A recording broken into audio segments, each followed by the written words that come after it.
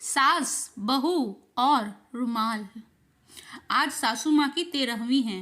मेहमानों के बीच उदासी ओढ़कर नकली आंसू बहाते हुए बहू संजना अब उकता रही थी। एक ननद को छोड़कर सभी मेहमान जा चुके थे। अब उसे इंतज़ार था सास की विरासत में छोड़ी हुई चीज़ें देखने का। उनकी अलमीरा की चाबी की जानकारी केवल ननद मीना को ही थी। संदेश उसने सबके सामने अलमीरा खोल ली। सामने ही लॉकर की चाबी और एक कागज का पुर्जा पड़ा था। मीना ने माँ का लिखा हुआ पत्र पढ़ा। माँ ने अपने जेवर इकलौती पोती और बेटी के नाम किए थे। कैश रुपयों पर बेटे का अधिकार था। उनके सभी नए पुराने कपड़े गरीब महिलाओं में बांट दिए जाने का जिक्र था। एक सील बंद पैकेट था जिसके ऊपर एक पिन किए हुए कागज पर लिखा हुआ था, यह पैकेट बहू के लिए है, लेकिन वो इसे अपने बेटे मेरे पोते अनुज की शादी के 1 वर्ष बाद ही खोल सकेगी। मेरी अंतिम इच्छा के अनुसार तब तक यह बैंक के लॉकर में रख दिया जाए। बेटे ने वह पैकेट बैंक के लॉकर में रखवा दिया। दिन गुजरते गए। 6 महीने बाद अनुज की शादी हो गई। सगाई पहले ही हो चुकी थी। बहू आराधना के घर में आते ही संजना ने कुछ राहत महसूस की। अब वो अपना ध्यान अपने पति और अपने स्वास्थ्य पर ही देना चाहती थी। वह बात बात पर बहू को निर्देश देती, लेकिन आराधना उनके कहे को एक कान से सुनकर दूसरे से झटक देती। सास की कही हर बात का उल्टा जवाब देती। धीरे धीरे उसने सास को रसोई से बेदखल कर दिया। समय गुजरता रहा और संजना हालात से समझौता करती गई। अब पुराना संयुक्त परिवार का जमाना नहीं रहा जब सास बहू पर हावी हुआ करती थी। आज की बहुएं सास को अच्छा होने का मौका ही नहीं देती, बल्कि ऐसा माहौल पैदा कर देती हैं जिससे उसे बुरा साबित किया जा सके, और मौका मिलते ही पति को लेकर उड़ जाती हैं।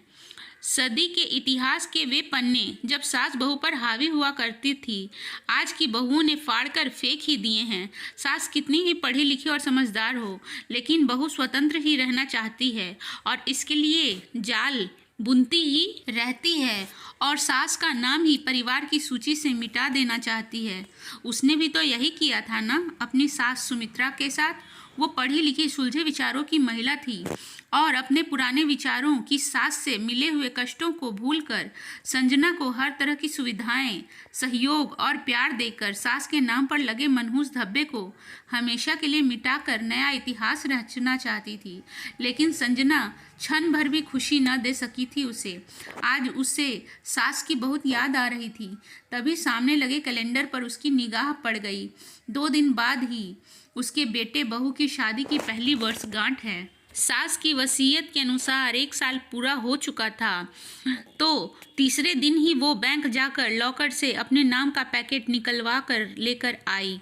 मन में उथल पुथल मची थी कि आखिर उसे सास ने क्या दिया होगा। बेटे बहू के इधर उधर होते ही उसने वो पैकेट खोल दिया।